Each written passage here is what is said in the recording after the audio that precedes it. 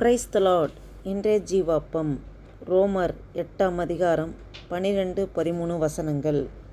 ஆகையால் சகோதரரே, மாமிசத்தின்படி பிழைப்பதற்கு நாம் மாம்சத்துக்கு கடனாளிகள் அல்ல.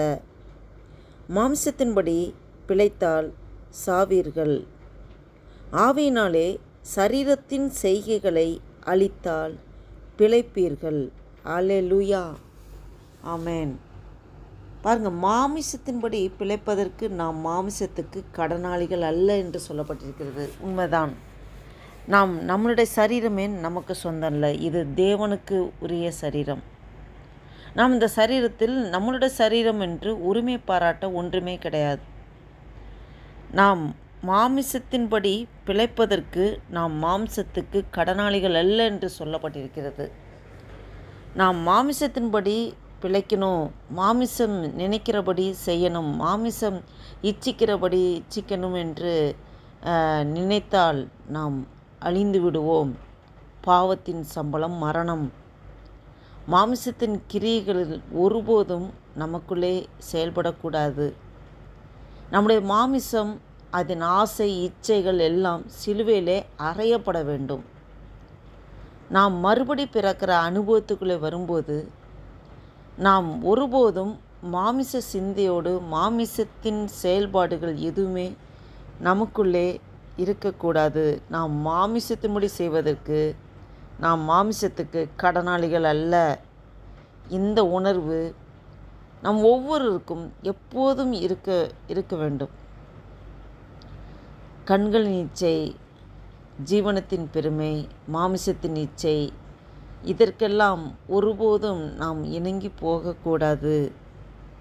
பாருங்கள், மாமிசத்தின்படி பிழைத்தால் சாவீர்கள் என்று சொல்லப்பட்டிருக்கிறது. மாமிசத்தின்படி பிழைத்தால் கண் இச்சிக்கிற காரியங்கள், மனதின்படி சிந்திக்கிற காரியங்கள்படி செயல்படுவது, நம்மளோட ஜீவனத்தின் பெருமை, தான்கிற ஒரு பெருமை, சுய விருப்பம், மனம் விரும்பும்படி செய்கிறது, இது எல்லாமே இதன்படி நாம் நடந்தோம் என்றால், நாம் மாமிசத்தின்படி நடந்தால், மாமிசத்தின்படி பிழைத்தால் சாவீர்கள் என்று சொல்லப்பட்டிருக்கிறது. ஆவியினாலே சரீரத்தின் செய்கைகளை அழித்தால் பிழைப்பீர்கள் என்று அடுத்ததாக சொல்லப்பட்டிருக்கு. பாருங்கள், ஆவியினாலே எப்படி? நம்மளால் சுயமாக எந்த காரியமும் செய்ய முடியாது. பரிசுத்த ஆவியானோர் நமக்குள்ளே இருந்து அவரே நம்மளை செயல்படுத்துகிறார். நம்மளுடைய சுய பலத்தில் நம்ம எதிர்த்து எந்த ஒரு காரியமும் செய்ய முடியாது. ஆவியானோர் துணையோடு. ஆவியினாலே சரீரத்தின் செய்கைகளை அழிக்கணும். சரீரத்தின் செய்கைகளை நாம் அழிக்க வேண்டும். எப்படி சரீரத்தின் செய்கைகளை அழிப்பது?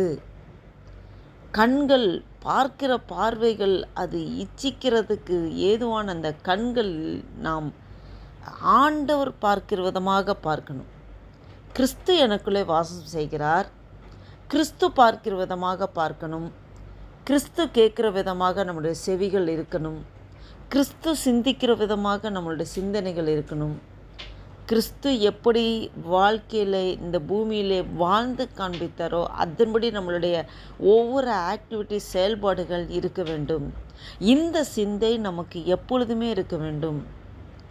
இந்த சிந்தை நமக்கு அந்த செயல்பாடுகளை கொண்டு வருவதற்கு நாம் ஒன்று அர்ப்பணிக்க வேண்டும். ஆண்டவர் சமூகத்திலே நாம் முழுவதுமாக அர்ப்பணித்து விட்டால் ஆவியானவரே நம்மளை ஆட்கொண்டு நடத்த வல்லவராக இருக்கிறார். பரிசுத்த ஆவியானவர் நம்மளோடு கூட இருந்து நம்மளை அனுதினமும் கிறிஸ்துவின் வழியிலே நடப்பதற்கு நம்மளை செயல்படுத்துகிற ஆவியானவராக இருக்கிறார். நம்மளை உருவாக்கி நம்மளை புடமிட்டு எங்கெங்கே கரெக்ட் பண்ணுமோ எல்லாம் கரெக்ட் பண்ணி ஷேப்பன் பண்ணி அழகான ஒரு பாத்திரமாக நாம் பரலோக ராஜ்யத்துக்கு தகுதியுள்ள பாத்திரமாக மாற்ற ஆவியானவர் நம்மளோடு கூட இருந்து நம்மளை நடத்துகிற தேவனாய் இருக்கிறார். அதன் மூலமாக தான் ஆவியினாலே சரீரத்தின் செய்கைகளை அழித்தால் பிழைப்பீர்கள் என்று சொல்லப்பட்டிருக்கிறது. ஆம், நமக்கு நித்திய ஜீவனை நாம் சுதந்திரித்துக் கொள்வோம். பரலோக ராஜ்யத்துக்கு நாம் பங்குள்ளவர்களாக நாம் மாற்றப்படுவோம். எப்போது என்றால், நாம் மாமிசத்தின் கிரியைகளை நாம் அழிப்பதற்கு ஒப்பு கொடுக்கும்போது. எப்படி ஒப்பு கொடுப்பது? கிறிஸ்து எனக்குள்ளே வாழ்கிறார். ஆவியானவர் அவர் தங்குகிற ஆலயம்தான் என்னோட சரீரம். இந்த சரீரத்தை உரிமை பாராட்ட எனக்கு ஒன்றுமே கிடையாது. அவருடைய ஆலயமாகிய இந்த சரீரத்தை பரிசுத்தமாய் காத்துக்கொள்ள வேண்டும். சிந்தைகளை பரிசுத்தமாய் காத்துக்கொள்ள வேண்டும். கிறிஸ்து எனக்குள்ளே வாசம் செய்கிறார். ஆவியானவர் தங்குகிற ஆலயம்தான் என்னோட சரீரம்.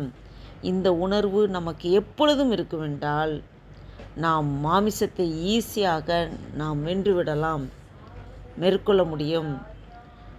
முழுவதுமாக நாம் இந்த சிந்தையோடு ஆண்டு சமூகத்தில் நாம் அர்ப்பணிப்போமா? இந்த ஒரு புதிய நாளை காண கிருபை செய்தார். இந்த புதிய நாளில் ஆண்டவருக்கு நன்றி சொல்லி இந்த சிந்தையோடு நாம் கர்த்தர் நோக்கி ஜெபம் செய்வோம்.